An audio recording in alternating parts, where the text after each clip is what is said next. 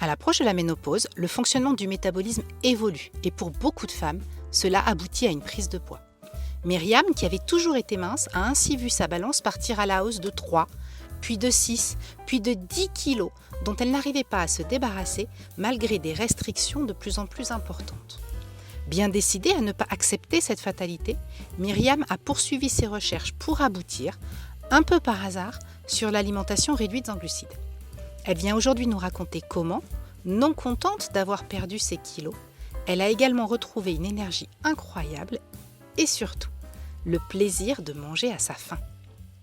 Tu ne me connais pas ? Je m'appelle Sophie Gironi, je suis coach en nutrition et je reçois ici des experts, mais également des gens comme toi et moi, pour partager leur parcours de santé. Bonne écoute ! Bonjour Myriam. Bonjour Sophie. Alors, je suis ravie de t'avoir parmi nous aujourd'hui pour cet épisode de podcast, Myriam. Tu es une cliente historique du programme ARG. Ça fait quand même 3 ans, je crois, que tu as démarré le programme. C'est toi qui m'as dit tu fais pas des interviews de tes clients pour ton podcast parce que tu avais envie de partager ton expérience. Donc, nous voilà. On va commencer par la première question rituelle. Myriam, qui es-tu? Que fais-tu? Dis-nous en plus sur toi. Ok, je m'appelle donc Myriam, j'ai 55 ans. Je suis maman de 2 grands-enfants de 26 et 29 ans. Je suis aussi grand-mère depuis 1 an, Oh, puisque mon tu ne les fais pas. fils a eu un petit garçon qui vient d'avoir 1 an. Donc, plus que de me présenter professionnellement, je pense qu'il y a plus d'intérêt à ce que je me présente personnellement dans ce que j'aime. Donc, je suis quelqu'un de très actif. Je travaille évidemment, voilà, toute la semaine à temps complet avec des horaires assez larges. Et puis, en plus de ça, j'aime bien pratiquer la musique. Je fais pas mal de musique, je chante.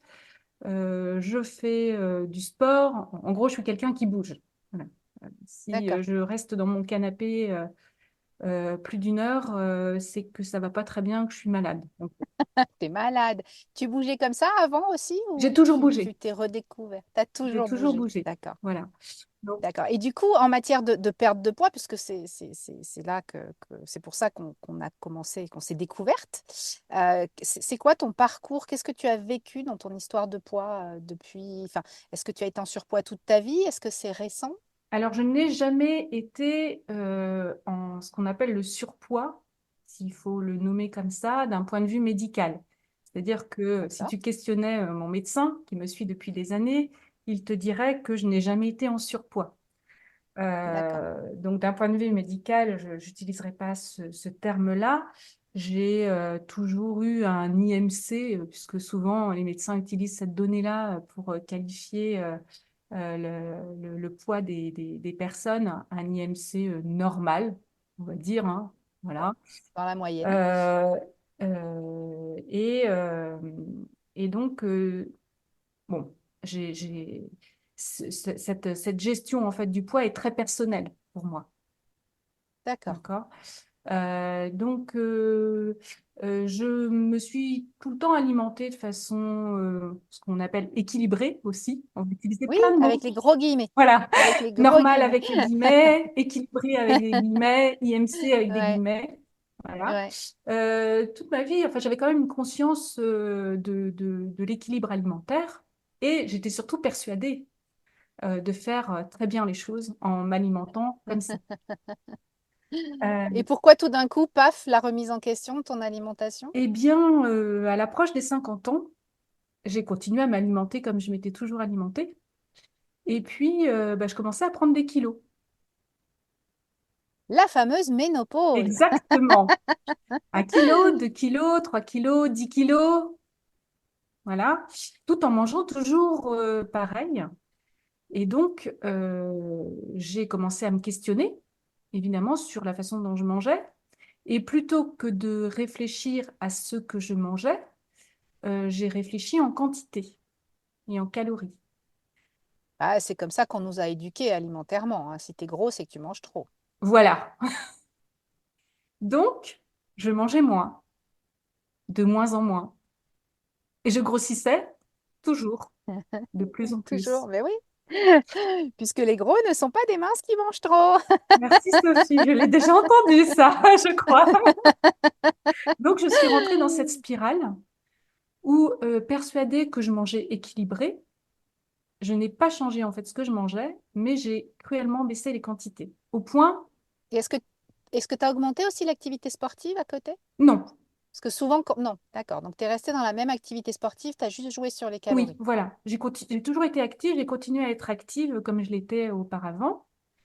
Mais j'ai juste baissé en fait les quantités de nourriture assez drastiquement et de calories aussi. Alors, en allant même jusqu'à faire des régimes à la mode du moment que tu qualifierais de régime famine. Oui, oui, oui, tout à fait. Voilà. Et pour autant, mon poids restait le même. Bah, tu le maîtrisais pas plus, en fait. Alors, je n'ai pas, à partir du moment où j'ai commencé à faire ça, je ne grossissais plus, mais pour autant, je ne perdais pas les kilos que j'avais pris et que je souhaitais, moi, perdre. Ouais. Et Euh, qu'est-ce qui t'a mené, du coup, vers les alimentations réduites en glucides? Comment tu as découvert cette alimentation-là? alors, avant de découvrir l'alimentation réduite en glucides, j'ai commencé à me questionner sur ce que je mangeais et je me suis laissée influencer aussi par les nouvelles modes du VG. Donc, de mon alimentation équilibrée, je me suis dit, bon, peut-être que si je mangeais végé, ça changerait quelque chose. Donc, je suis passée par cette étape-là qui m'a fait reprendre des kilos à nouveau parce que je m'alimentais de riz, de céréales et autres graines, essentiellement, de légumes, de fruits.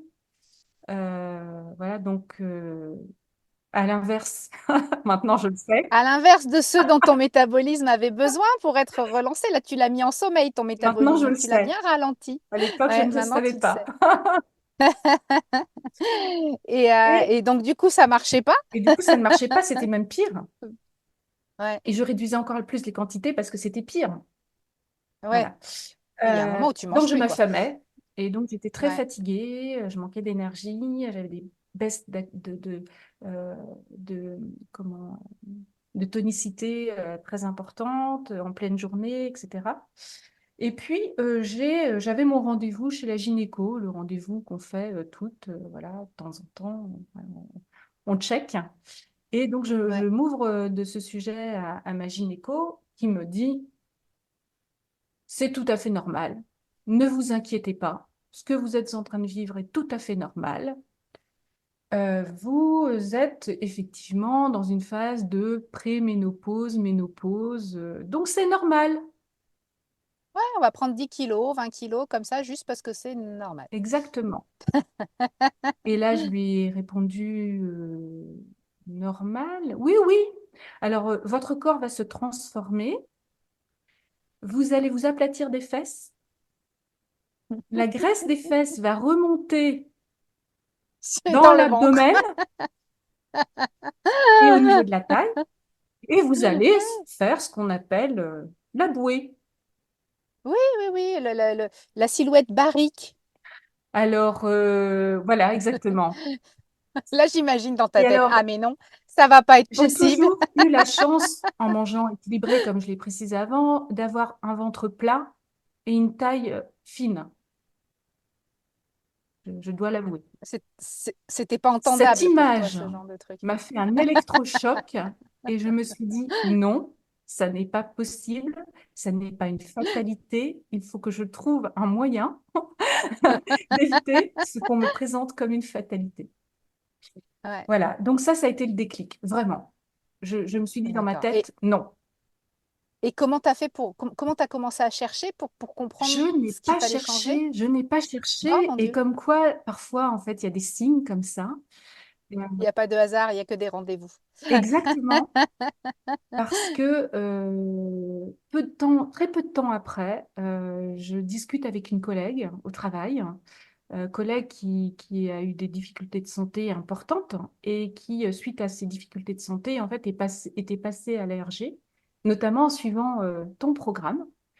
Euh, D'accord. et donc, je lui raconte, moi, mes difficultés par rapport à l'alimentation, etc. Et elle me dit, mais écoute, moi, voilà ce que j'ai fait. Renseigne-toi. Mais en tout cas, moi, je trouve un bienfait énorme sur ma santé. Ce sont aussi des recommandations qui permettent ben, de rester sur un poids voilà, euh, qu'on Un poids souhaite. santé. Voilà. Le soir même, je m'inscrivais au programme. Waouh! Le déclic. Le déclic. Je me suis inscrite au programme sans regarder véritablement ce que tu proposais, en me disant, bon, de toute façon, au pire, Oui. ça ne marche Au pas. pire, j'ai perdu, voilà, au pire, j'ai perdu 28 jours et puis je trouverai autre chose. Voilà. Au pire, je n'en suis plus à ça près. Ouais, Au pire, c'est ça ne clair. marchera pas et je tenterai autre chose. Et ça a marché plus que de raison. Je ne m'attendais vraiment pas à ce que ça marche aussi bien. Et vous allez être surpris parce que ce qui m'a d'abord réconforté avec moi-même, c'est surtout de ne plus avoir faim. Bah oui, quand tu es nourri correctement, t'as pas faim. Forcément, quand tu manges des graines en n'étant pas un oiseau, t'as faim. Exactement. Ouais. Mais j'étais persuadée de bien me nourrir. Oui, oui, oui, mais parce qu'il y a des gros, il y a des, il y a une grosse incompréhension. Et ce qui est fou, c'est que ce besoin en protéines, ce besoin essentiel en protéines de ces 70 grammes minimum vital que j'évoque souvent et où j'explique que 70 grammes de protéines minimum vital, c'est 280 grammes de viande ou de volaille ou de poisson, c'est un besoin qui est reconnu dans les recommandations officielles, mais qui disparaît. On ne sait pas pourquoi. Même les médecins te disent, oui, il faut manger 70 grammes de viande. Non, docteur, Mm. 70 grammes de protéines, ça n'est pas 70 grammes de viande. Et en fait, je sais pas, c'est occulté, probablement aussi sous l'espèce de grosse poussée qu'il y a où on nous dit qu'il faut manger 5 fruits et légumes par jour, Exactement. etc. Et en fait, ok, manger 5 fruits et légumes par jour, c'est bien, mais la viande, c'est pas, enfin, les protéines, c'est pas une option, quoi. C'est pas une option. Et souvent, je me rends compte, j'ai beaucoup de gens autour de moi qui sont passés au végétarisme, ce qui n'est pas forcément une mauvaise idée, mais le problème, c'est que la manière dont on passe au végétarisme aujourd'hui, on n'est pas suffisamment accompagné et on ne se rend pas compte à quel point 2 cubes de tofu à l'ail des ours dans la salade et une cuillère de beurre de cacahuète, ça ne remplit pas les besoins en protéines, quoi. C'est vraiment ça, en fait. Et pourtant, ce besoin d'acide aminé essentiel. Acide aminé essentiel, c'est écrit dans le nom, il est totalement occulté et Exactement. personne ne le voit. Et on a des gens qui sont en mauvaise santé, qui ont faim tout le temps, qui sont épuisés, qui perdent leurs cheveux, qui ont des Mm. problèmes de santé graves, mais ils sont juste pas correctement nourris, en fait. C'est fou. Mm. C'est juste fou. Donc, moi, ma première Et du coup, découverte, ça n'a pas été forcément la perte de poids. D'ailleurs, comme j'avais déjà essayé de multiples solutions, je savais bien qu'il fallait que je sois patiente. Donc, je ne m'attendais pas à un résultat spectaculaire dans les 3 jours, évidemment. Mais dans les 3 jours, ou en tout cas dans la première semaine, je me suis rendu compte que j'avais mangé à ma faim, que je n'avais plus faim en sortant de table, que je n'avais pas faim dans les heures qui suivaient, que je n'avais pas de euh, coup de barre, comment?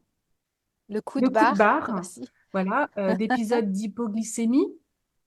Et ça a vraiment été, ça m'a mise en confiance déjà. Et je trouve que c'est important parce que si on n'est pas en confiance, en fait, ben, on n'arrive pas à faire les choses. Moi, j'ai besoin d'être en confiance et de Mhm. comprendre. Donc déjà ça, cette étape-là, ça m'a permis de me mettre en confiance en me disant, bah, au pire, je ne perdrai pas les kilos que je souhaite perdre, mais au moins, je n'ai plus J'ai faim. plus faim. Non, mais c'est énorme de plus avoir faim quand on a eu faim quasiment. Alors, pas toi, pas toute ta vie, parce que tu n'as pas eu de problème de poids à long terme, mais il y a des gens qui s'affament toute leur vie. Il y a des gens qui ont faim pendant 20, 30 ans, qui ne savent pas ce que c'est la satiété. À tel point d'ailleurs que quand elles découvrent le programme, c'est une sensation qu'elles ont un peu de mal à reconnaître parce qu'elles ne la connaissent Oui, pas, la satiété. C'est assez fou. Et donc, ça a été ma plus grosse découverte. Ensuite, la deuxième, c'est que j'appréciais ce que je mangeais. Ah, bah oui, Parce le que gras, c'est bon. Le gras, c'est la vie. j'étais passée au VG sans grande conviction personnelle, très forte conviction personnelle, juste parce que je cherchais des solutions. Mais Oui, puis on te présente ça comme étant une alimentation saine. C'est le top de l'alimentation exactement. saine, le végétal. Et pour autant, j'ai toujours mangé des protéines sous la forme de viande, de poisson, des œufs, enfin voilà, toute ma vie. Et ça ne me questionnait pas d'un point de vue moral, Éthique. éthique, voilà, plus que ça. Ouais. Donc je n'avais plus faim, je mangeais des aliments qui me Des plaisaient. bonnes choses, avec de la saveur, parce que le gras, tous les cuisiniers te le diront, à partir du moment où tu rajoutes du gras, toutes les saveurs se développent en fait, hein. C'est le gras et le sel qui permet le développement des saveurs, hein. T'enlèves le sel, t'enlèves le gras, tout est sec, tout est insipide en fait. Je pouvais garder le fromage en le choisissant bien. En choisissant bien, mais quand même, en n'abusant pas, mais quand même, du fromage, du Exactement. saucisson de temps en temps, alléluia. Exactement. Et donc, je pense que ce qui a fait que ça a bien fonctionné, pour moi en tout cas, c'est que je suis quand même du tempérament du bon élève, la bonne élève. Oui, C'est-à-dire que j'ai reçu mes 28 jours de programme jour par jour et que je me suis appliquée à regarder les leçons jour par jour chaque jour, et à appliquer la méthode vraiment de façon, jour après jour. voilà, progressive. Ouais, c'est compliqué, c'est compliqué. C'est vrai qu'il y a beaucoup de gens qu'on éduque. Tu vas chez un nutritionniste, tu sors, tu as un plan de repas et tu dois faire ça. Et du jour au lendemain, tu changes tout et tu changes de façon de te nourrir, etc. Dans les magazines, le régime aussi, c'est toujours hop, ah ben, à partir de maintenant, je suis tel régime, je fais tel repas, tel plat, tel machin. Il y avait Ducamp qui avait un peu introduit une notion de phase, mais lui, pareil, on démarrait très très fort, très très vite, et après on réintroduisait des choses, alors qu'en fait, un changement brutal, il est rarement tenu, et ça, bah, quand tu travailles dans l'éducation, en fait, hein, tu le sais comme moi, la pédagogie, tout ça, il faut acquérir une compétence pour pouvoir passer à la compétence suivante, etc. Et c'est un truc que j'ai mis dans le programme. Et les gens qui n'arrivent pas à l'entendre, bien souvent, bah, ils sont obligés de refaire une boucle parce qu'ils ont voulu aller trop vite ou qu'ils ont sauté des leçons et ils ne se rendent pas compte qu'ils ont loupé des choses. Donc souvent, je leur dis, reprends depuis le début. Il faut faire tout le programme. Je trouve que ça met aussi une notion de challenge, c'est-à-dire qu'on est vraiment le challenge des 28 jours. Alors, je ne Ouais, te cache pas que parfois, on aimerait en fait en savoir un peu plus. On aimerait, bah oui, c'est normal. Il y a du voilà, teasing aussi. bon, mais voilà, moi, je l'ai pris comme un challenge, ces 28 jours. Et je me suis Ouais. dit, bah, je vais faire le programme pendant les 28 jours et je suis sûre que ça va fonctionner. C'est Et vraiment au bout de 28 jours, tu avais perdu du poids? oui, j'en ai perdu très rapidement dès la deuxième semaine, en fait. En tout, tu as perdu combien de poids J'ai du coup? perdu 12 kilos D'accord. Assez rapidement? en 4 mois. Ouais. C'est un petit rythme tranquille, c'est plutôt bien à la ménopause d'arriver à perdre Alors, je 12 suis kilos. retournée voir mon médecin, à qui j'ai effectivement, le médecin qui à chaque fois te fait passer sur la balance, et donc qui me dit, ah, mais vous avez perdu du poids. Je dis oui, voilà, j'ai changé mon alimentation et le médecin me dit, mais euh, combien de kilos est-ce que vous avez perdu? Voilà, donc je lui dis, voilà, j'ai perdu 12 kilos. Ah, bah, vous les portiez bien. Oui, Oui, mais oui, ça, c'est pas ton problème en oui, fait. je les portais bien d'un point de vue médical, Mais encore c'est une pas ton fois. problème. Ouais, ouais, mais ça, Mais c'est chacun est libre de définir le poids dans lequel il se sent exactement. le Voilà, mieux. c'est ça C'est ce sur quoi je vais insister parce que pour moi, il n'y a pas de normal ou pas normal. Si on se sent pas bien dans un poids et qu'on a envie de faire quelque chose pour, euh, perdre des kilos, c'est très personnel, je trouve, comme démarche. Moi, je sais que alors j'ai des gens qui arrivent dans le programme qui ont 40 kilos à perdre. Il y a des gens dans le programme qui ont perdu 40, 45 parce qu'ils avaient un gros surpoids. J'ai des gens qui arrivent aussi avec juste avec des guillemets, 4 kilos, parce que ces 4 kilos leur pourrissent la vie. Et surtout, au-delà de ça, ces 4 kilos qu'elles n'arrivent pas à perdre, c'est justement le symptôme qu'elles n'ont pas la maîtrise sur leur métabolisme. C'est-à-dire qu'elles ont pris 4 kilos ou elles ont 4 kilos de trop et elles font plein de trucs et ça ne marche pas. Et c'est très énervant de se dire, mais flûte, quoi, qu'est-ce que je fais mal, quoi? Où est le truc qui va pas, quoi? Oui, tout à Donc, fait. ouais, Et c'est vrai que c'est la cool. perte de poids, moi, je l'ai vécu comme une conséquence parce que vraiment, la première étape, ça a été de me dire, je n'ai plus faim, je mange ce que j'aime. Et en Je me plus, sens en je me forme, je sens en suis bien forme. nourrie, Et, en bonne santé et et en en plus. plus, cerise sur le gâteau, je perds les kilos que je souhaitais perdre. Alors, j'ai perdu parce que ça, c'était la première, enfin, ce pourquoi ça a marché, c'est que je suis bonne élève, j'ai suivi le programme, la méthode, etc. Et la balance est devenue ma meilleure amie. C'est-à-dire que dans la méthode, j'ai utilisé la balance et je continue. Je me pèse tous Ouais. les jours. Ouais. Ça, c'est un apprentissage important aussi. Il y a beaucoup de gens qui refusent la balance parce qu'ils font l'autruche, en fait. C'est vraiment une dynamique de faire l'autruche. Quand les gens te disent, ah non, mais moi, j'aime pas me peser très souvent, bah, en fait, tu fais l'autruche. Et le truc, c'est que la balance, il n'y a pas un meilleur indicateur pour voir au jour le jour, pas si tu fais bien ou si tu fais mal, parce que ça, je le dis tout le temps, c'est pas un juge de paix, la balance, elle n'est pas là pour te féliciter ou te descendre parce que tu as fait des bêtises. La balance, elle est là pour Comprendre. t'indiquer comment ton corps réagit, voilà, comprendre quoi. Comprendre qu'il y a des jours où tu vas faire plus de sport, avoir plus chaud et étrangement, tu as pris du poids. C'est pas grave parce que tu vas le reperdre dans la semaine parce que c'est lié à la suractivité. Il y a des jours où tu vas avoir tes règles et tous les mois, bah, tu as une petite montée, une petite descente. Le fait de comprendre tout ça, ça te rend aussi beaucoup plus zen par rapport à ton poids que tu imagines. On a tendance à imaginer qu'on a fait le même poids toute notre vie. Parce qu'effectivement, quand on se pèse tous les mois, bah, on fait sensiblement le même poids. Quand on n'a pas de problème de poids, on fait sensiblement le même poids. Sauf que dans le mois, même si tu n'as jamais eu de problème de poids, ton poids, il varie. Et il y a beaucoup de critères. Je trouve que c'est rassurant de constater ces variations, justement. Et j'ai fait l'acquisition, je n'avais pas de balance. J'ai fait l'acquisition d'une balance et tant qu'à faire, j'ai pris une balance avec les indicateurs d'eau, de graisse, de muscles, etc. Et je me suis bien attachée à pas focaliser là-dessus, mais quand même, d'après les conseils que tu donnes régulièrement, j'ai bien regardé les courbes en fait, euh, Oui, sur du long terme. C'est pour la ça courbe qu'il faut sur 4 se semaines. peser. Ouais, la courbe sur 4 semaines, Voilà. c'est hyper Et je me important. suis Ouais. rendu compte que j'avais perdu beaucoup de graisse. Euh, Bah, tu avais pris de la graisse. De toute voilà. façon, le poids qu'on prend à la ménopause, c'est de Une la graisse. graisse. Donc forcément, quand tu le Et repères. elle n'est pas Et venue puis, se mettre en bouée. merde alors! Mais il faut quand même savoir que, en comparaison, quand il y a des études qui l'ont montré, hein, les régimes hypocaloriques te font perdre masse graisseuse et masse musculaire, là où les régimes réduits en glucides font plutôt perdre du gras. Mm. Donc, sur la composition du corps globalement, le low carb a cet énorme avantage de taper plutôt dans le gras que dans le gras et dans le Mm. muscle. Mm. Oui, parce Ce qui n'est qu'en pas termes de terrible, hein. muscles, j'ai plutôt gagné en fait. Muscles. Oui. Mm.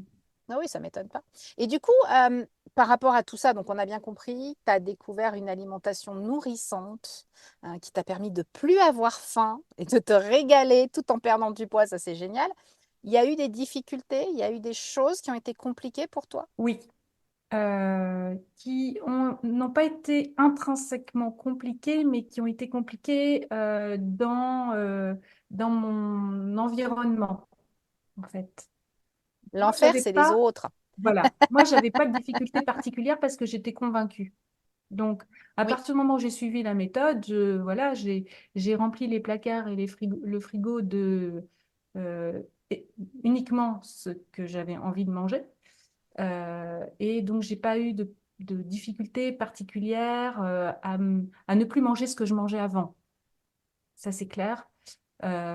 Ceci dit, je me réserve quand même maintenant que j'ai perdu ces kilos et que j'estime que je n'ai pas à en perdre plus.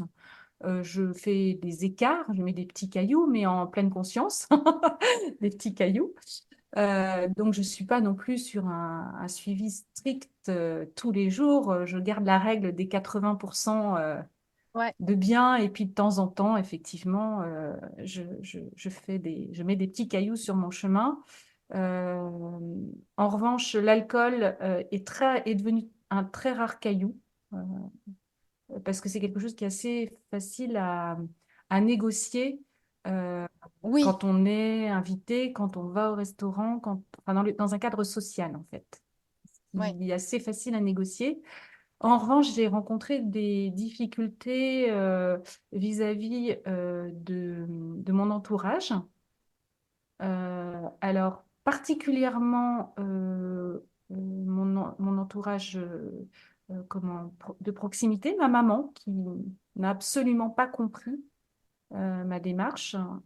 Je pense qu'elle avait très peur pour ma santé, parce qu'elle est d'une génération où, en fait, il faut manger un peu de tout.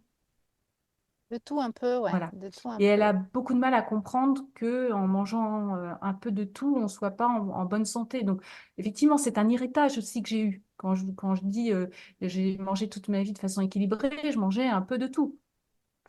Ouais. Et elle a eu du mal à comprendre, allant jusqu'à me dire, bah, écoute, si tu peux perdre un os, vas-y, continue. Enfin bon. Donc, Mm. c'est vrai que sur le coup, c'est compliqué parce qu'on s'attend ben, à plus d'appui, parce que c'est une démarche qui n'est pas facile.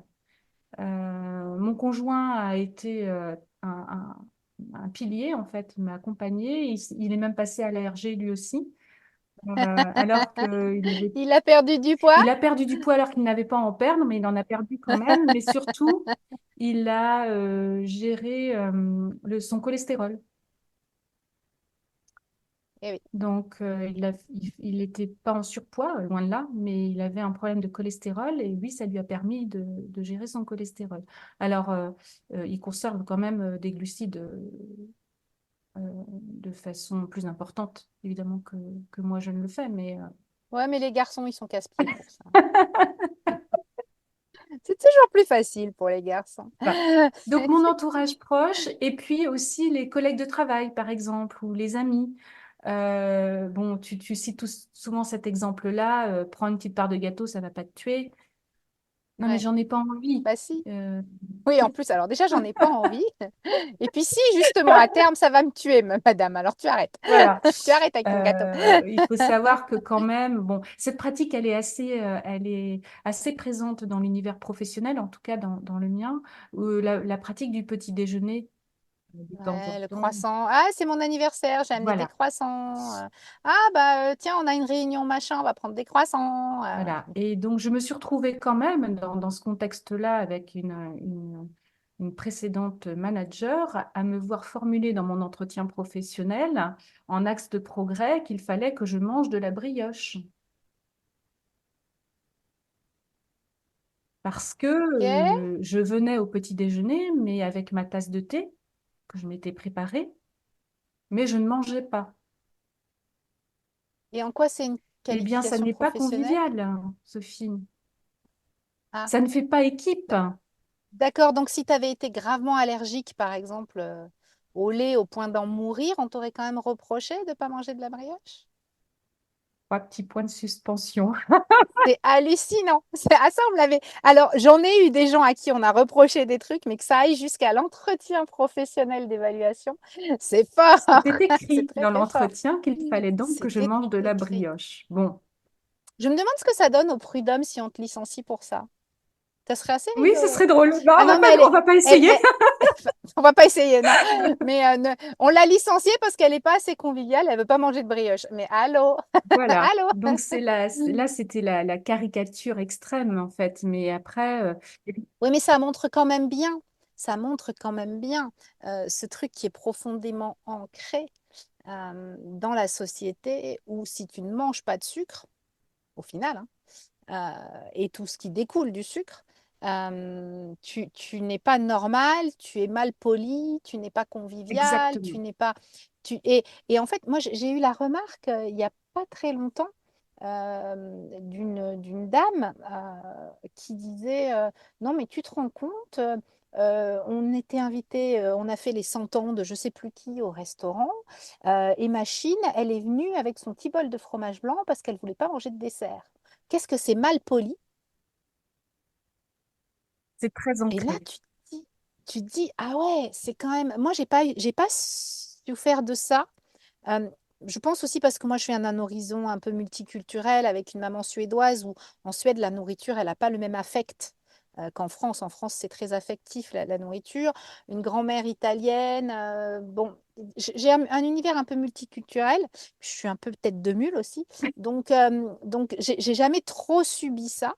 Mais peut-être que des gens l'ont pensé. Peut-être que des gens ont estimé que j'étais quelqu'un de mal poli parce que je refusais le dessert, tu vois. Et ça m'interroge quand même Faut pas beaucoup sur le degré convivial. d'addiction. Ouais, mais pour moi, il y a un Le côté problème bon d'addiction vivant. derrière. Ouais, ouais. Les Français sont bons vivants parce qu'ils bouffent du sucre. Ok, Il y a un peu de ça. Il y a un peu de il y a ça un peu de ça. Et parce ils boivent du vin aussi. Parce aussi. que tu disais que tu n'as pas eu trop de mal avec l'alcool. Moi, je sais que j'ai jamais eu trop de mal avec l'alcool parce que n'aimant pas le vin, bah, j'ai toujours facilement refusé le verre de vin. Donc, on n'a jamais trop insisté.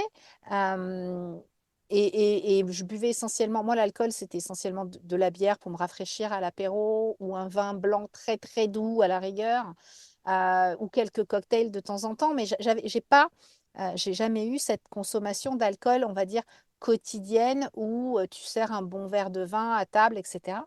Euh, et du coup, j'ai pas eu trop de mal à m'en extraire quand j'ai décidé que j'allais arrêter complètement. Mais il y a quand même ce côté qui remonte souvent, je le vois chez des participants du programme. Oui, mais c'est compliqué. Comment est-ce qu'on s'amuse quand on boit pas d'alcool? Les gens trouvent que je suis triste à mourir parce que je bois pas d'alcool. On me dit que je sais pas faire la fête Mm. parce que je bois pas d'alcool. Donc ouais, effectivement. Après, pour revenir sur ce phénomène de l'alcool, dans le programme, je l'explique, hein. Moi, je ne dis pas que l'alcool est interdit, hein. Moi, j'ai décidé d'arrêter.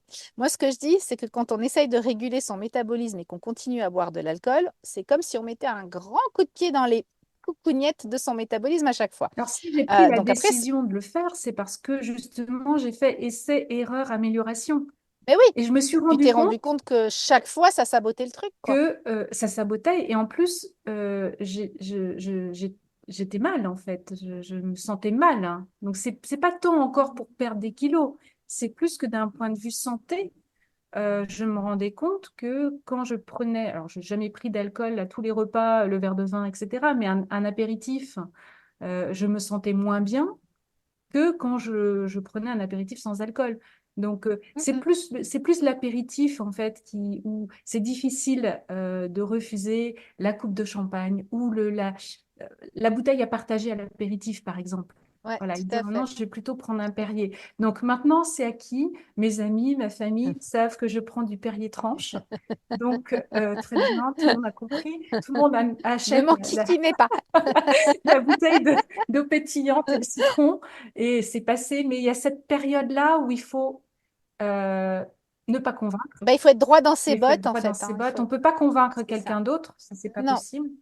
non, non. Et il faut Mais déjà, comprendre être aussi qu'on ne peut pas convaincu convaincre. soi-même. Ça, c'est dur. Ah, c'est dur, Ça, hein? c'est dur. C'est dur, c'est dur, c'est dur. Ouais, ouais, ça, je le connais par rapport à mes proches, hein, et pourtant, je suis quand même bien placée pour donner des conseils, mais même quand on a une grosse connaissance, on ne peut pas forcer quelqu'un à changer, et il faut pas insister parce que ça devient épuisant, hein. On ne peut pas aider les gens. Je dis toujours, la porte du changement est une porte qui s'ouvre de l'intérieur. Donc, moi, j'essaye même pas de rentrer quand la porte, elle est fermée, c'est pas la peine. Mais Peut-être oui, que ça clairement. contribue Après, à la démarche d'appropriation aussi que de vouloir semer la bonne parole. Moi, j'ai l'impression j'ai eu l'impression d'en avoir besoin quand même à un moment. Euh, oui. et puis Oui, rapidement, parce j'ai que ça arrêté. t'aide à roder ton discours et à asseoir ton intime conviction. Exactement. Mais à un moment donné, tu te rends compte que ça Stop. marche pas et puis c'est pas grave, hein, c'est pas Exactement. grave, ça marche pas, c'est pas grave. Ce Exactement. qui compte, c'est que toi, tu saches ce que tu as à faire. Et du coup, alors, quand on a parlé en intro, on a parlé de trois livres que tu as cités qui t'ont apparu comme étant des livres hyper importants. Et il y en a un sur les trois que j'aime beaucoup, c'est Le Grand Mythe du cholestérol. C'est un vieux livre, hein, parce que je crois qu'il a été écrit en 2010 ou 2012, donc il est plus tout neuf aujourd'hui, parce qu'on est déjà en 2024. C'est un vieux livre et pourtant tout y est. Alors, il est très difficile à trouver en librairie. Il Je n'existe l'ai plus. acheté d'occasion. Voilà, on peut le trouver d'occasion. À une époque, il était en vente en e-book. Il n'existe plus non plus en e-book. En français, en tout cas, il existe en e-book en anglais. Mais ce livre est extraordinaire parce que contrairement à ce qu'on pourrait imaginer, le grand mythe du cholestérol ne parle pas que du cholestérol, mais c'est une vraie saga qui revient sur l'histoire en fait de la nutrition et comment elle s'est dévoyée à accuser le cholestérol et donc les produits d'origine animale de maux qui étaient causés par l'abus de sucre, l'abus de produits transformés, l'abus d'huile végétale trans, etc., etc. Est-ce que toi, tu as utilisé ces livres comme un ancrage pendant ton parcours? À un moment de mon parcours, j'ai eu besoin d'en savoir plus, d'approfondir. C'est pas venu tout de suite. Au départ, voilà, j'ai juste suivi les leçons et les lives du samedi et les supports, tous les supports que tu nous mets à disposition. Et à un moment, c'est apparu comme une évidence. Il fallait que j'en sache un peu plus, que je comprenne un peu plus. Et donc, c'est là que j'ai commencé à acheter des livres, effectivement, qui traitaient du sujet.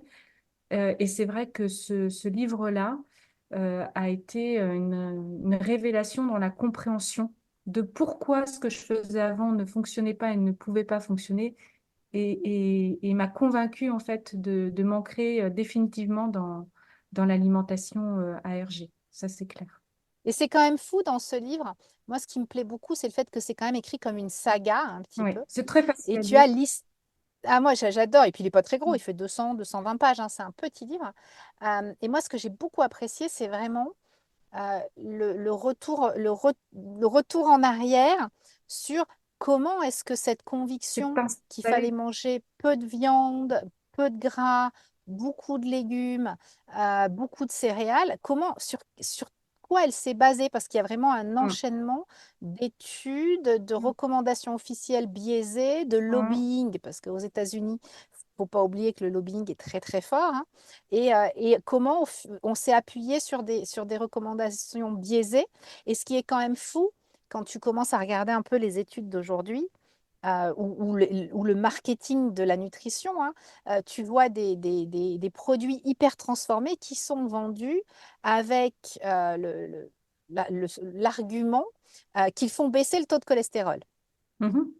Et, et, et, et en fait, ça serait super bien si c'était si important que ça de faire baisser le taux de Exactement. cholestérol. On se trompe de combat. On se trompe de combat. Et en fait, c'est-à-dire que c'est des mythes, c'est même des impostures Oui. scientifiques, hein, parce qu'on sait aujourd'hui qu'il y a eu de la mauvaise foi derrière ces enseignements. Donc c'est de la fraude scientifique qui continue à euh, Alimenter des impacter croyances. tout le développement. Oui, mais c'est-à-dire qu'aujourd'hui, on fait des recherches scientifiques sur quels sont les aliments Oui. qui vont permettre de faire baisser le cholestérol et on dépense des milliers et des milliers et des millions d'euros pour trouver des médicaments pour faire baisser le cholestérol, pour développer des molécules pour faire baisser le cholestérol dans les aliments, les machins, les trucs, alors qu'en fait, le cholestérol n'est pas le problème de base. Et, et du coup, enfin, moi, je sais que quand je parle à des personnes du monde médical, souvent, c'est oui, mais ça, c'est pas bon. Mais pourquoi c'est pas bon? Bah, parce que c'est pas bon pour le cholestérol. Mais pourquoi le cholestérol, c'est pas bon? Bah, parce que c'est pas bon. Et en fait, l'enseignement va pas plus loin que ça. Et pourtant, ça fait, on en parlait avec le docteur Evelyne Bourdieu-Arroy quand on a fait quand j'ai enregistré l'épisode avec elle. Ça fait quand même 30 ans qu'on sait que c'est une imposture scientifique. Mais C'est la c'est même toujours pas chose avec redescendu. le jeûne et le diabète. Oui, mais oui, C'est-à-dire qu'on va c'est la même développer des chose. médicaments, et c'est d'ailleurs le deuxième livre qui m'a vraiment beaucoup intéressée. On va développer des médicaments pour traiter le diabète, alors que donc pour traiter un mal qui est généré par une Lié à mauvaise l'absorption des alimentation, glucides. plutôt que de s'alimenter différemment. Ouais, C'est exactement la même chose. c'est C'est-à-dire pareil. quand on voit les études qui sont menées et qui ont des résultats sur le diabète simplement par le jeûne, Alors forcément, Et pas le jeûne de 10 jours, hein.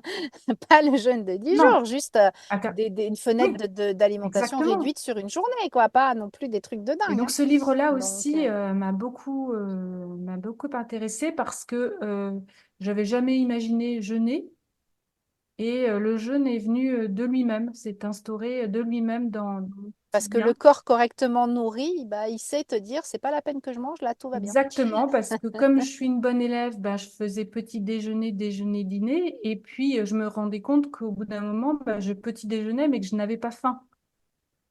Donc je me suis dit, mais écoutons Sophie. Sophie qui dit parfois, attention, il faut remettre le petit Voilà. déjeuner parce que des fois, Mais il y a des gens chez qui ça marche pas. C'est toujours pareil, c'est de l'individualisation de en temps fonction en de temps, chacun. quand tu n'as pas faim le matin, pourquoi vas-tu Mm, manger? c'est ça, Donc voilà, donc c'est j'ai ça. commencé à faire du jeûne comme ça et après je me suis intéressée à ce livre et c'est une aberration aussi. On comprend qui ça sert, hein, tous les lobbying pharmaceutiques, Oui, oui, oui. Mais ce qui est quand même fou, tu vois, c'est que il n'y a pas très longtemps, enfin l'année dernière, j'ai accompagné ma fille à l'hôpital pour des examens pendant 3 jours.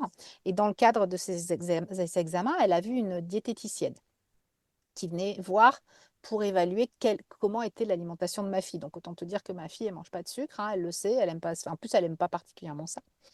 Et donc elle raconte comment elle mange à la diététicienne et puis elle dit voilà, puis je termine mon repas avec un fromage blanc ou un yaourt de chèvre. Et la diététicienne lui dit très sérieusement, et ma fille a ouvert des yeux comme des soucoupes, elle m'a regardé par-dessus l'épaule de la diététicienne, elle s'est dit ma mère va lui tomber dessus, mais moi je me suis retenue. La diététicienne lui dit, mais tu sais, tu peux mettre du sucre dans ton fromage blanc, hein. Les diabétiques, on leur donne du sucre, on augmente juste l'insuline. Mhm. Et là, ça m'a juste sidérée. C'est-à-dire que l'OMS dit que l'abus de sucre n'est pas bon pour la santé. Je veux dire, on ne l'a pas inventé. Le sucre, c'est pas bon pour la santé. C'est le premier danger nutritionnel. On sait qu'on consomme beaucoup trop de sucre. Je crois, 5 kilos par an en 1850. On est passé à plus de 30 kilos par an et par personne aujourd'hui. Même chez les gens qui disent ne pas manger de sucre, Oui. parce qu'il y a des sucres cachés partout. C'est surtout ça. Donc, on le sait que le sucre, c'est un danger. Et quand tu as une gamine de 20 ans qui dit à une diététicienne qu'elle mange son yaourt nature, Mhm. la diététicienne lui dit, mais vas-y, mais mets du sucre dans ton yaourt. Et là, je suis restée béate. Donc, j'ai rien dit, j'ai mordu mes lèvres Oui, très, très très fort. certainement. Mais tais-toi, tais-toi. Mais c'est une aberration et ça démontre là encore à quel point cet usage du sucre il est ancré, il est fort. Quand je dis à des gens que je mange plus du tout de sucre depuis très très longtemps, quand j'en parle sur les réseaux sociaux, j'ai régulièrement des médecins ou des nutritionnistes ou des diététiciens qui me disent mais vous allez griller votre cerveau, Mhm. le cerveau a besoin de glucose, quoi. Parce que les diététiciens, les médecins n'ont pas la compréhension de ce qu'on appelle la néoglucogénèse et la capacité du corps humain à fabriquer du Lui-même. sucre pour les organes qui en ont besoin. Euh, Parce que si les Inuits ne pouvaient pas, enfin, avaient besoin de sucre pour leur cerveau, bah, la race, l'espèce des Inuits n'existerait plus, quoi. Il y a des milliers de gens qui vivent et qui vivent bien sans manger de sucre. Donc, c'est assez aberrant et ça montre encore cette espèce de... C'est-à-dire qu'à un moment donné, moi, ça m'interroge sur est-ce que c'est une vraie méconnaissance scientifique du truc, ou est-ce qu'il n'y a pas derrière un fond d'addiction au sucre qui les empêche de réfléchir juste? Dire que c'est tellement ancré, tu vois, à un moment donné, tu te demandes si Chacun c'est pas des sert paroles ses de intérêts. drogués, quoi, tu vois? Ouais, Après, les c'est intérêts sont très, très... malheureusement dans notre société toujours prioritairement financiers.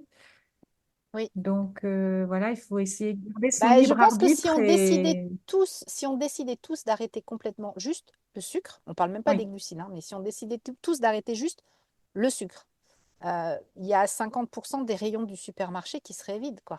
exactement. Mm. Donc 50% des Mm. revenus pour Donc, on comprend l'agroalimentaire qui beaucoup mieux. n'existerait plus. Donc, tu comprends beaucoup mieux. Hein, parce que tous les petits trucs qu'on te présente à la télé, dans les pubs pour te donner faim, c'est toujours des petits trucs sucrés dégueux. Mm. Hein. C'est la mini glace pour te donner bonne conscience, Ouais. le carré de Moins chocolat hyper 25% de sucre, sensuel. Voilà, mais quand même, mais quand c'est même. du sucre. Bah, c'est cool. Et alors, du coup, toi, là, avec ton parcours que tu as suivi toute seule comme une grande, de manière très sérieuse, parce que tu es quelqu'un de très sérieux, si demain tu devais donner un conseil, il y a quelqu'un qui vient te voir et qui te dit oh là là, Myriam, c'est galère, ok, je vais prendre le programme de Sophie, mais qu'est-ce que je dois faire là maintenant tout de suite? Eh bien, écoute, je Tu l'ai lui donnes quoi fait. comme Ça m'est conseil? arrivé de prescrire, de prescrire ton programme. Alors, ça m'est arrivé de façon tout à fait naturelle aussi, parce qu'en allant déjeuner avec une amie, quand elle a vu ce que je choisissais sur la carte, m'a interpellée. Et cette amie, en l'occurrence, avait été diagnostiquée en prédiabète. Vraiment la dernière ligne droite Ah avant de ouais, passer vraiment diabétique. Et donc, je lui ai parlé de mon expérience en toute sincérité, voilà, sans essayer de la convaincre. Juste, je lui ai dit ce que je faisais brièvement. Et elle-même, en fait, s'est inscrite. Elle est retournée voir son médecin quelques mois après avec ses résultats sanguins. Et le médecin était très étonné des résultats. Parce que de prédiabétique, en fait, elle était redescendue à un niveau oh la norme. tout à fait correct. Donc, moi, en fait, je suis partisan, enfin, je suis comme toi, je suis pragmatique, c'est-à-dire que euh, essayer, c'est l'adopter. Euh, qui ne tente rien n'a rien. Je ne sais plus quelle est ton expression à toi, mais bon, euh, L'échec, c'est quand on arrête c'est ça, d'essayer. exactement. Et donc, pour moi, en fait, il faut tester parce que tu le répètes très souvent et ça, j'en ai pris conscience aussi. J'en avais peut-être pas suffisamment conscience avant. On est tous différents, toutes différentes. Et dupliquer des modèles, en fait, c'est pas possible. Donc, on a le modèle de base et puis après, il faut le modeler en fonction de ce qu'on est, de ce qu'on souhaite. Et la meilleure façon, en fait, c'est de s'y coller. Euh, Oui, il n'y a pas il n'y en a 36 pas solutions. Hein. 36. Si tu passes pas à Donc, l'action, tu peux pas le savoir en premier fait. conseil pragmatique, c'est déjà, même sans De commencer, voilà, de commencer commencer. et sans parler de rentrer très en détail dans un programme comme celui que tu proposes et qui fait ses preuves, c'est déjà d'ouvrir ses placards de cuisine et son frigo et de regarder en fait ce qu'on y a mis et de constater qu'on y a peut-être mis effectivement trop de glucides, trop de sucre, trop de produits transformés et de prendre conscience en fait déjà de l'état des lieux, Ouais. de faire un état des lieux. Rien que lire les étiquettes. Quand Exactement, tu oui. lis des étiquettes de produits salés et que tu découvres qu'il y a des sucres dedans, tu te dis, ah ouais, non mais quand même, il y en a partout en fait. Oui, oui, il y en a partout. Donc, prendre conscience véritablement prendre conscience de façon très pragmatique de comment on s'alimente avant de se dire comment je peux faire différemment. Déjà faire un constat. Et puis après, tester. Je pense qu'on peut, enfin, on ne peut être convaincu que si on teste et qu'on arrive à trouver du sens dans ce qu'on fait. Donc, Tout à fait. je vois pas d'autre méthode. Ouais. Ouais, mais non, il y a pas. Enfin, pour moi, enfin, tu vois, je l'ai vécu l'année dernière avec un copain qui me dit, oh, là là, j'ai pris 6 kilos pendant le confinement. J'ai beau bouger, j'ai beau faire des trucs, j'en peux plus. J'ai pris 6 kilos juste parce que bah voilà, je suis tout le temps à la maison, machin. Et le copain en question, il est grand amateur de café. Donc il boit 6 7 cafés par jour, mais il boit 6 7 cafés sucrés. Et je lui ai dit, bah écoute, on va faire un truc, hein. Pendant un mois, tu mets plus de sucre dans le café. T'es cap? Ah ouais, je suis cap. Bah, il a perdu ses 6 kilos en un mois. Il fallait La juste technique des commencer quelque petits pas. part. La technique des petits pas. Tu commences par le truc. Et puis, enlever les sucres, Visible. visible, c'est déjà un pas énorme. Mm. Parce qu'on est tous capables de comprendre qu'un croissant, c'est du sucre. On est tous capables de comprendre que le sucre dans le café, bah, c'est du sucre, que on n'est pas obligé de terminer son plat avec un dessert, qu'on peut très bien terminer avec un morceau de fromage. Oui. Rien que ça, déjà, ça baisse. Et passer à un petit déjeuner salé. Je pense que le gros switch, quand même, c'est de passer du petit déjeuner traditionnel riche en céréales, parce que soi-disant, énergie, longue Mm. durée, blablabli, blablabla, bullshit. Et de se rendre compte surtout Euh, que de- quand on passe à un petit déjeuner salé, on n'a plus du tout l'hypoglycémie de 11 heures. Et on n'a plus la fringale de 11 heures. Et rien que ça change la donne. Déjà, on arrive à midi, on n'est pas affamé, on ne s'est pas rué sur la machine à kilos du couloir du bureau. Voilà, rien que ce petit switch facile, là, de dire, allez, j'arrête mes céréales ou mes biscuits Belvita ou que sais-je, même le granola, parce qu'on peut dire ce qu'on veut, mais il a beau être bio, il est quand même plein de glucides et plein de, pour ça, plein le de, meilleur de, de- moyen, c'est de commencer par ne pas en mettre dans ses placards. Oui, ah bah dans tous les cas, si ce que tu n'achètes, tu ne peux pas craquer sur ce Alors, que c'est tu peut-être plus n'achètes pas. compliqué. Moi, j'ai des grands-enfants qui ne vivent plus à la maison, donc c'est peut-être plus compliqué dans un premier temps quand vraiment on aborde tout juste la démarche de vider ses placards parce qu'il faut déjà être convaincu soi-même avant de pouvoir Mm. passer à l'alimentation des autres, je pense. Quand on est Ouais, ouais, maman, oui. Et puis c'est compliqué pour les voilà. enfants parce que tu Donc, as peur de leur, moi, ce que j'avais de fait leur, de leur enlever des nutriments importants. dans un premier temps, c'est que j'avais évidemment tous ces aliments dans mon placard en moindre quantité parce que j'avais déjà une conscience que ça n'était pas ce qu'il me fallait, mais j'en avais quand même parce que j'ai un mari qui est très gourmand et qui adore les biscuits et le chocolat et voilà. Donc j'en avais forcément. Donc j'ai trois étagères dans mon armoire à provisions là, et donc j'avais ranger tout mon placard en mettant toutes ces cochonneries, entre guillemets, dans le placard, dans le tiroir le plus bas. C'est-à-dire que quand j'ouvrais mon placard, je ne voyais que les deux premiers tiroirs et mon œil ne se portait pas automatiquement sur le dernier tiroir. Ouais. Et bon, voilà, il faut s'aider avec des petits tips comme ça pour pas être tenté aussi. Ouais, On a oui, oui, tendance à c'est être compliqué la tenté. tentation. Ne pas aller à l'hypermarché, on en parlait Oui, cette semaine sur le groupe Facebook. Je disais, mais arrêtez, enfin, le premier changement à faire, c'est d'arrêter d'aller à l'hypermarché où 90% de la surface de l'hypermarché n'est pas adaptée à nos besoins, à ce qu'il faut mm, qu'on mange. 90%, c'est des produits ultra transformés, blindés de sucre. Et en fait, on s'en rend compte quand on est bien installé dans son alimentation et qu'on se retrouve à devoir aller dans un hypermarché, parce que moi, j'aime pas du tout les hypermarchés, j'ai jamais aimé, mais alors là, encore moins. Et quand je me retrouve à devoir aller à l'hypermarché parce que c'est le seul choix que j'ai pour faire mes courses, je, je longe certains rayons très, très vite. Et en fait, je me limite à une toute petite zone, vraiment, dans primeur, l'hypermarché. boucher, poissonnier, fromager. Fromager, éventuellement le rayon jambon, le rayon beurre, voilà, les yaourts, tout ça, mais c'est ridicule par rapport à la taille d'un hypermarché. Et ce simple changement-là, de dire, bon, bah, je vais aller acheter mes légumes au marché, essayer d'acheter de la viande plutôt chez le boucher ou si j'ai pas les moyens à minima dans une supérette où je vais avoir des bons tarifs pour la viande sans avoir toute cette tentation dont débordent les hypermarchés, c'est déjà un pas énorme en fait. Mhm.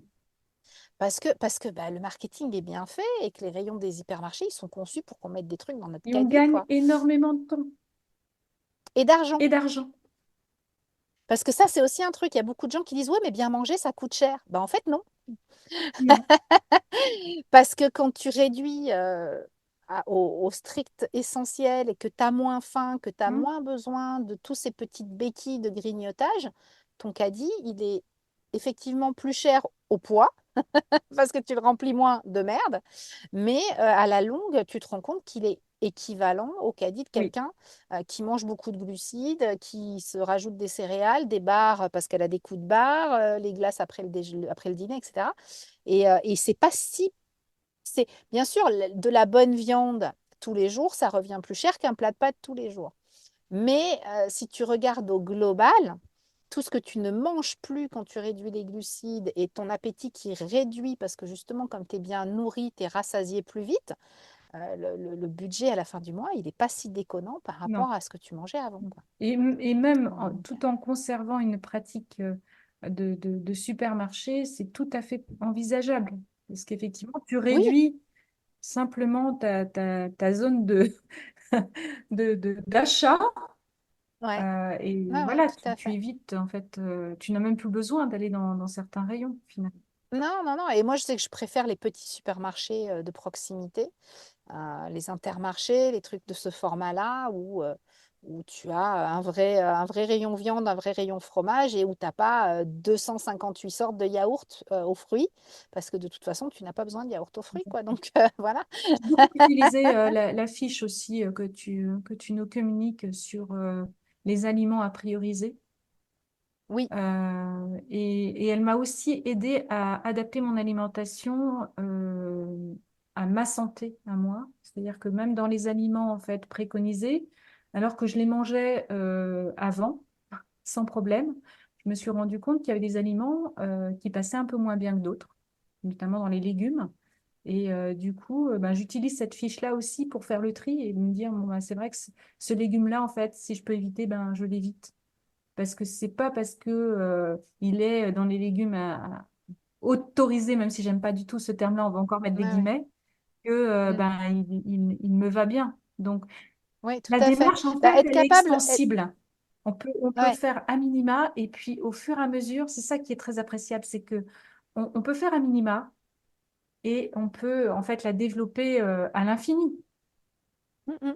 Bah, en fait, c'est pour ça que je parle souvent de boucle du changement et de boucle du programme. C'est que souvent, et c'est pour ça que le programme, il reste accessible à vie, parce que je sais qu'il y a plusieurs niveaux de lecture. Souvent, il y a le premier niveau de lecture qui permet de mettre en place des choses. Et puis, il y a une deuxième boucle où on relit et on se rend compte qu'on peut aller un peu plus loin sur certaines choses, qu'on peut améliorer d'autres choses, etc. Et j'ai des clients qui font des boucles depuis 3 ans de manière régulière, qui reprennent certains trucs. Le programme a évolué aussi, donc il y a eu des mises à jour, il y a des nouveaux contenus. Mais il y a ce côté, je vais plus loin, effectivement. L'autre fois, il y a quelqu'un qui m'en parlait, qui me disait, oui, ton programme, c'est un peu comme un domaine skiable. Tu as la piste verte si tu veux Exactement. aller vite. Et puis après, quand tu es un peu meilleur, bah, tu vas prendre la piste rouge. Et puis après, quand tu es encore meilleur, tu vas prendre la piste noire. Mais c'est tout au milieu du même programme, en fait. C'est tout à C'est fait ça. juste des niveaux de lecture différents. Ouais, et après, je pense aussi, alors moi j'ai conçu le programme pour qu'il s'adapte à des gens qui connaissent rien en nutrition, qui connaissent un peu en nutrition, qui connaissent beaucoup en nutrition. Donc il y a aussi ce côté d'être adapté au niveau de connaissance des gens en face. Mais ça, enfin, tu as bossé dans l'enseignement et tu le sais aussi. C'est quand on a acquéri certaines compétences, quand on a acquis certaines compétences et qu'on les a expérimentées, qu'on les a développées, qu'on est capable justement d'aller plus loin, parce que vouloir aller plus loin tout de suite.